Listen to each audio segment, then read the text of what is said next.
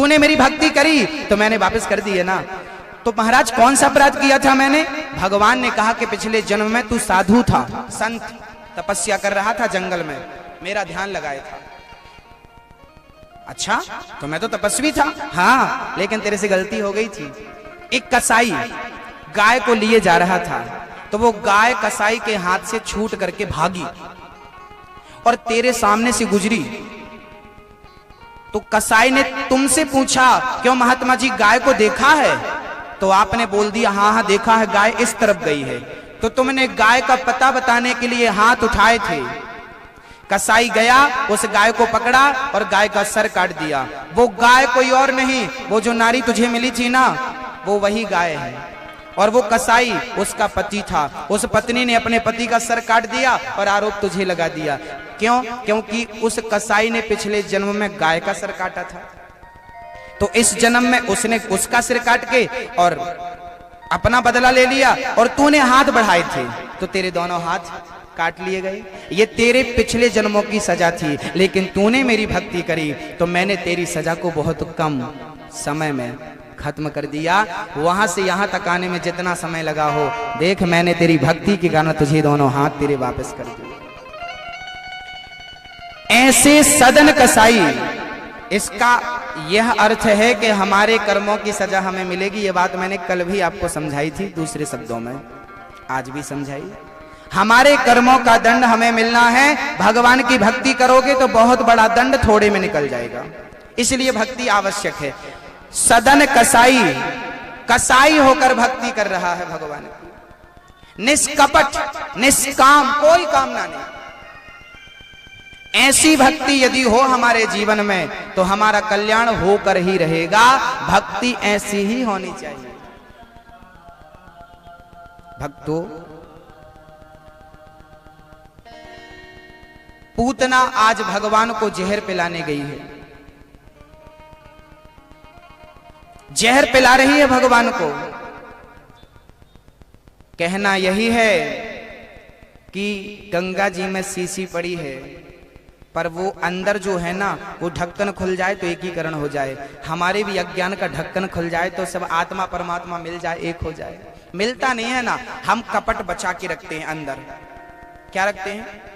कपट, क्रोध, लोभ, मोह, सारी बुराइयां हमने भीतर समा रखी हैं। अब भीतर भगवान को रहने की जगह नहीं बची, वो निकल के भाग गया। अब सिर्फ बुराइयां हैं, तो फिर तन से कितना भी गंगा नहाओ, तन से कितना भी माला जपो, तन से कितनी भी आरती उतारो, मन से नहीं हो रहा कुछ। सदन कसाई ने तन से मांस बेचा और मन से भगवान का ध्यान किया, तो मांस बेचने वाले को भी भगवान मिल गए। क्योंकि भगवान ये नहीं देखते कि मेरा भक्त मांस बेच रहा है कि सोना बेच रहा है। तन से क्या कर रहा है कोई फर्क नहीं पड़ता, मन से क्या कर रहा है ये बड़ी महत्वपूर्ण चीज है। मन से भगवान का ध्यान करिए, मन से भगवान को ध्याइए बस। हाँ, मैं मन कहाँ है?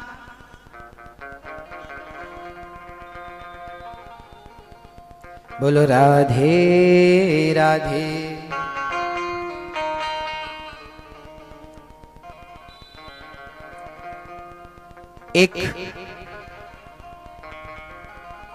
एक बार कुछ भंगेड़ियों ने भांग पी ली। एक बार कुछ भंगेड़ियों ने खूब भांग पी। मथुरा के भंगेड़ी थे, खूब भांग, अधौटा खूब पी, गले तक भांग से भर गए। 4-5 थे। अब भांग पी ली, रात्रि के 11 बज गए। उनको लगा चलो अब हम लोग प्रयागराज चलते हैं, इलाहाबाद। तो उनको लगा कि गंगा जी जहां जहां जा रही हैं वहां वहां चलो, गंगा जी में चलो। तो वहां गंगा के किनारे एक नाव थी, तो सारे भंगेड़ी नाव में जाकर बैठ गए और रात भर सबने नाव चलाई। ओ मेरी माँ, ओ मेरी माँ, ध्यान से सुनना। सारे भंगेड़ियों ने रात भर नाव चलाई। सुबह होने को आई, अब कुछ कुछ नशा कम हुआ, सवेरा हुआ, लोग स्नान करने पहुंचे। एक भंगेड़ी बोला, यार हम तो प्रयागराज आ गए, इलाहाबाद आ गए। देखो इलाहाबाद का घाट भी हमारे घाट जैसा है, मथुरा जैसा। नहाने वाले हंसने लगे, भाई तुम मथुरा में ही हो, ये मथुरा है, ये इलाहाबाद नहीं है। भंगेड़ी बोले, यार रात भर हम लोगों ने नाव चलाई, नाव तो हमने रात भर चलाई है, अब तक तो पहुंच जाना चाहिए था, पर हम तो मथुरा के मथुरा ही में। क्यों? अरे बोले तुम नाव तो चला रहे थे पर नाव खूंटे से बंधी थी, वो बंधी है नाव खूंटे से, खोला नहीं, और बंधी नाव को रात भर चलाया। तो बंधी नाव को कोई रात भर चलाए तो कहीं पहुंचेगा? नहीं पहुंचेगा। जैसे वो नाव खूंटे से बंधी थी, ऐसे आपका मन भी पत्नी में, पति में, पुत्र में, परिवार में, धन में बंधा हुआ है। और जब मन यहाँ बंधा हुआ है तो कितनी भी मेहनत कर लो, भगवान तक नैया कैसे पहुंचेगी? यदि भगवान तक अपने जीवन की नैया पहुंचाना चाहते हो तो पहले अपने मन को संसार के खूंटे से खोलना पड़ेगा। भक्तों, बंधन तन का नहीं है, बंधन शरीर का नहीं, बंधन मन का है। मन से संसार के हर बंधन को खोलने की कोशिश कर, मन से हर चीज निकाल बाहर करो, कोई बुराई अंदर ना रहे। ये मेरा है, ये मेरी है, छोड़ दो ये सब झंझट।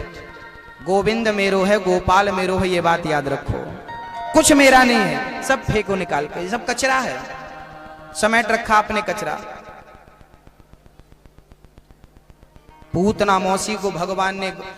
पूतना मौसी ने कृष्ण को गोद में ले लिया, भगवान को स्तनपान कराने लगी पूतना। भगवान ने स्तन पीते हुए पूतना के अंदर जो दूध था दूध पी लिया, अब जहर था जहर पी लिया, अब दूध खत्म जहर खत्म। भगवान बोले चलो प्राण भी लगे हाथ पी लेते हैं। भगवान ने पूतना के प्राण पीना शुरू कर दिया। पूतना चिल्लाई, बालक छोड़ दो छोड़ दो छोड़ दो। भगवान बोले देख मौसी जी, हम एक बार जिसे पकड़ते हैं हम तो जल्दी पकड़ते नहीं है, और पकड़ लेते हैं तो फिर कभी छोड़ते नहीं है, ये हमारा स्वभाव है। पूतना मौसी भगवान को लेकर भागी, भगवान ने पूतना के प्राणों का पान किया, पूतना धड़ाम से गिरी। पूतना का गोविंदाय नमो नमः। यशोदा दौड़ी दौड़ी आई, राम राम या को सत्यानाश है जाए, हमारे छोरा को लेके भाग गई। उठाया भगवान को ले जाके गैया की पूंछ से नजर उतारा। नंद बाबा वहां से कर चुका करके लौट रहे थे। वसुदेव जी ने कहा यहाँ क्या कर रहे हो, आपके बच्चे को खतरा है। चल पड़े श्री वसुदेव जी महाराज। जब मौसी जी मरी ना तो पूतना का शरीर इतना विशाल था कि एक हाथ यमुना के उस पार गिरा। नंद बाबा उसके हाथ को ही पुल समझ करके पार हो गए। बाद में पता चला मौसी जी सो रही हैं, तब उनके शरीर को काट काट के चिता में रखा और आग लगाई। पूतना के शरीर में जब आग लगी तो पूतना के शरीर से सुगंध निकल पड़ी। इतना बढ़िया शरीर था पूतना का। परीक्षित ने कहा प्रभु ये तो राक्षसी थी, इसके शरीर से तो दुर्गंध निकलना चाहिए था, सुगंध क्यों निकल पड़ी? तब सुखदेव जी ने कहा कि देखो लोहा तब तक रहता है जब तक पारस पत्थर ना मिल जाए। यदि पारस पत्थर लोहे पर स्पर्श कर दिया जाए तो लोहा क्या बन जाता है? सोना बन जाता है। बोले पूतना तो लोहे की तरह थी, लेकिन परमात्मा रूपी पारस का स्पर्श करके सारे पापों से मुक्त होकर के पुण्यात्मा हो चुकी थी, और भगवान ने उसको तार दिया था। जो गति माँ यशोदा और कौशल्या को होनी थी वो गति आज भगवान ने मौसी की। इतना दयालु कौन होगा बताइए? न जाने कौन से गुण पर दयानिधि रीझ जाते हैं, यही सदग्रंथ कहते हैं, यही हरिभक्त गाते हैं। अहो बकेयम स्तनकालकोटम जिघांसयापा ययदाप्यसाध्वी लेभे गतिम धातृचितां ततोऽन्यं कंबा दयालुं शरणं व्रजेमा। बड़े आश्चर्य की बात है, पूतना मारने आई, भगवान ने उसे तार दिया। बताइए, इतने दयालु भगवान मारने वाली को तार देते हैं। मैया जी बताइए भगवान दयालु हैं कि नहीं हैं? कौन कौन इस बात को मानता है कि भगवान दयालु है? जो भगवान को दयालु मानता है वो हाथ उठा सकता है। आप पर कभी भगवान ने कोई दया करी? हम हाथ तो ऐसे उठा रहे हैं जैसे भगवान की दयालुता के बारे में सब कुछ जानते हैं। चलिए ये बताइए कि भगवान ने आप पर कौन सी दया करी? आप पर दया करके भगवान ने आपको क्या दिया? क्योंकि हमें पता होना चाहिए ना, हमें किसी ने कुछ दिया है तो हमें उसके बारे में पता होना चाहिए, तब तो हम उसके ऋणी बनेंगे ना, तब तो उसके प्रति हमारा भाव जागेगा कि भाई इन्होंने हमारी मदद की। बताइए भगवान दयालु हैं तो आपको क्या दिया दया करके? हाँ, क्या क्या दिया? क्या दिया? क्या दिया? ओ मेरी मां, क्या दिया? बड़े भाग्य मानुष तन पावा, सुर दुर्लभ सद्ग्रंथन गावा। फिरत सदा माया कर प्रेरा, काल कर्म स्वभाव गुण घेरा। कबहू किनरे करुणा नर देही, देत ईस बिनु हेतु सनेही। भगवान दयालु हैं। हमें क्या दिया दया करके? भगवान इतने दयालु हैं कि उन्होंने हमें मनुष्य का चोला दे दिया। हम मनुष्य बनने के अधिकारी नहीं थे, लेकिन हमें परमात्मा ने कृपा करके मनुष्य बनाकर एक मौका दिया है आत्म कल्याण करने का। ये भगवान की सबसे बड़ी दयालुता का परिचय है। अब बहुत ध्यान से समझिएगा। एक विद्यार्थी था, उसके 6 सब्जेक्ट थे, 6 में से 5 सब्जेक्ट में उसने 100 में से 90 नंबर लाए। 100 में से 90 नंबर लाए और एक सब्जेक्ट में वो 31 नंबर लेकर आया, 31 नंबर लेकर आया, जबकि पास होने को कम से कम 33 नंबर चाहिए थे। आप बताइए उस विद्यार्थी को पास कर दें कि फेल कर दें? बाकी सब्जेक्ट में तो 90 नंबर है और एक सब्जेक्ट में मात्र 31 नंबर है। बताइए पास कर दें कि फेल कर दें? हाँ, क्या करें? पास कर दें? कौन कौन सपोर्ट कर रहा है उस बच्चे का? फेल कर दें? कौन सपोर्ट कर रहा है? तो बाकी लोग जो हाथ नहीं उठा रहे हैं, तो क्या सप्लीमेंट्री लाऊं? हाँ। नहीं नहीं, उसकी सप्लीमेंट्री नहीं आएगी। तो क्या वो पास हो जाएगा? वो पास होने का अधिकारी भी नहीं है। फिर क्या करेंगे? देखिए, जब उसकी अंतिम कॉपी जांची जाएगी तो हेड मास्टर, प्रिंसिपल, जो भी आप कहो, जब वो देखेंगे कि बच्चे की पूरी अच्छी पढ़ाई है, हर सब्जेक्ट में 90 नंबर हैं, 80 नंबर हैं, एक सब्जेक्ट में पिछड़ गया, तो मास्टर जी अपनी तरफ से 2 अंक उसे दे देंगे, जिसको हम कहते हैं कृपांक, जिसको कहते हैं ग्रेस। उसे मास्टर जी अपनी ओर से 2 नंबर देंगे और उसके 31 नंबर हो जाएंगे। और फिर वो क्या होगा? वो पास होने का अधिकारी नहीं था, लेकिन मास्टर जी की कृपा से पास हो गया। ऐसे ही हम मनुष्य बनने के अधिकारी नहीं थे, भगवान ने कृपा की और हमें मनुष्य का चोला दे दिया। ये ईश्वर की हम पर सबसे बड़ी कृपा। चाहते तो कुत्ता बिल्ली पशु पक्षी बना देते, लेकिन भगवान ने मनुष्य का चोला देकर हमारे ऊपर बहुत बड़ा एहसान किया है। लेकिन हम अभागे हैं जो मनुष्य का चोला पाकर भी आपस में लड़ करके समय बर्बाद करते हैं, लड़ते हैं, झगड़ते हैं, क्या क्या नहीं करते, भोगों में मन लगा लेते हैं। भक्तों, भगवान श्री कृष्ण ने पूतना को मारा, भगवान ने उसकी सदगति कर दी। ये भगवान की कृपालुता का, दयालुता का सबसे बड़ा परिचय है। भगवान ने एक दिव्य लीला रची। पूतना को मारने के पश्चात एक दिन भगवान श्री कृष्ण को मिलने भगवान शंकर जी आए। शंकर जी उनको दर्शन करने के लिए आए। मैया एक बार लाल को दर्शन कराए दे। मैया बोली, बाबा तेरी शकल बड़ी गंदी है, हमारा छोरा देखेगो तो डर जावेगो बाबा, या मैं दर्शन ना कराए सकूंगी, तेरी शकल इतनी भयंकर है बाबा, तेरे इतने बड़े बड़े सांप हमारे छोरा देखेगो तो बिस्तर से ना उठोगो बाबा, मैं दर्शन ना कराए सकूंगी। मैया मना कर रही है और शंकर जी कह रहे हैं, मैया कह रही है जो मांगे सोए ले ले बाबा, साधन साज जुटाऊं,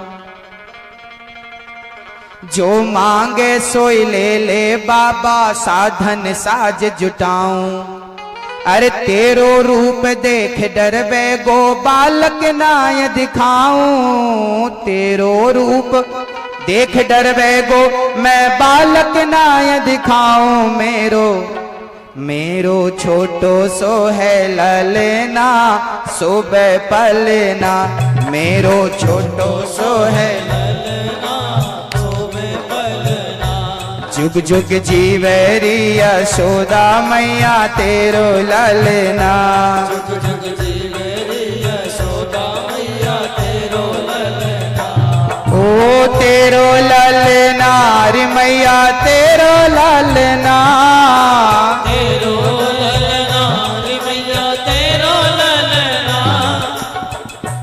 तेरो ललना रे मैया तेरो ललना, तेरो ललना रे मैया तेरो ललना, जुग जुग जुग जुग जुग जुग जीवेरी यशोदा मैया तेरो ललना, जुग जुग जीवेरी यशोदा मैया तेरो ललना।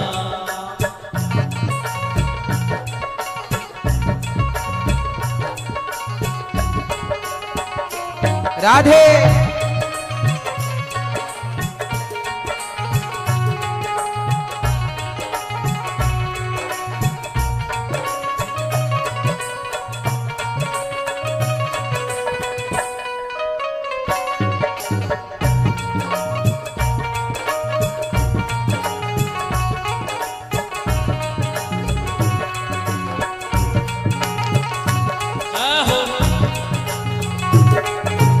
आशा लेकर बड़ी दूर से दर्शन करवे आयो, आशा लेकर बड़ी दूर से दर्शन करवे आयो, मेरो इष्ट जगत को स्वामी,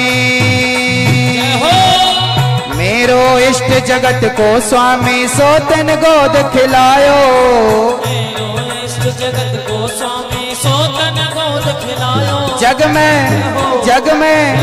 जग में या है ना की तुलना तेरो ललना, जुग जुग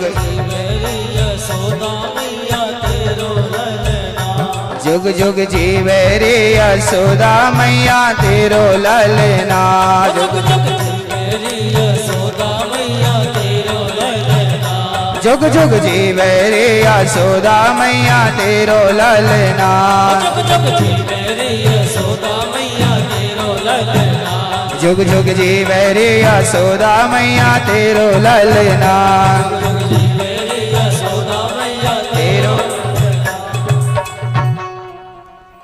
शंकर जी आए हैं दर्शन करने के लिए। मैया ने कहा, मैया बोली बाबा मैं दर्शन ना करा सकूंगी। शंकर जी जिद करने लगे। जब भगवान से प्रार्थना करी तो भगवान रोने लगे। रोते हुए भगवान यशोदा मैया गोद में लेकर आई। काहे गो लाला को? कन्हैया जी रोने लगे। मैया दौड़ी दौड़ी बाबा के पास ले आई। बाबा काहे गो? शंकर जी बोले मैया आपको नजर लग गई और मुकुट लगे, भूत भी लग गए। बाबा तो आपसे भूत उतारनो आए। शंकर जी बोले हम तो सबके भूत उतारते, लाओ। लाला को जैसी गोद में दिया मैया ने, कन्हैया जी खिलखिला के हंसने लगे।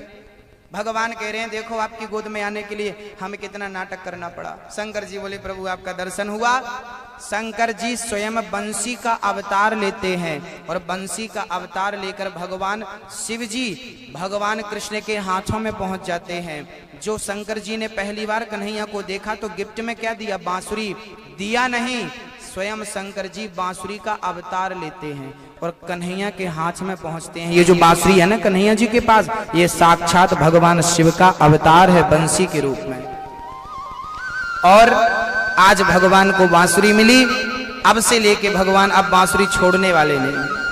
भगवान श्री कृष्ण को माँ ने अंदर ले जाकर काजल लगा करके, टीका लगा करके बड़ा स्तनपान कराया, दूध पिला रही है।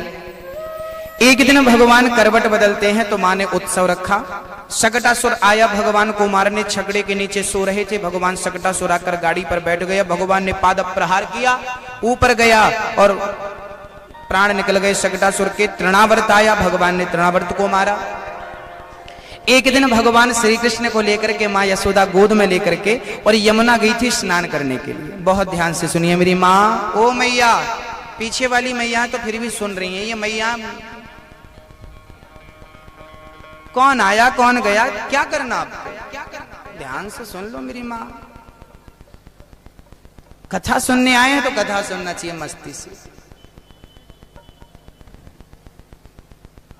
है ना, ऐसी शांति से। एक दिन भगवान कृष्ण को लेकर के मां यशोदा यमुना स्नान करने गई। लाला को बाहर बिठा दिया और स्नान कर रही थी। तभी भगवान कृष्ण वहां घुटनों के बल चलते हुए और पास में ही मिट्टी पड़ी थी, तो भगवान ने मिट्टी उठाई और अपने मुंह में रख लिया। मिट्टी पहली बार भगवान ने खाई यमुना के किनारे।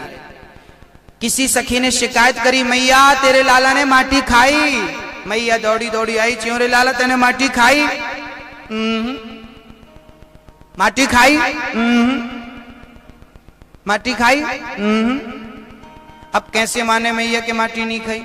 मैया मैंने माटी ना खाई। अच्छा तेरी बात मैं कैसे मान लूं कि तैने माटी ना खाई?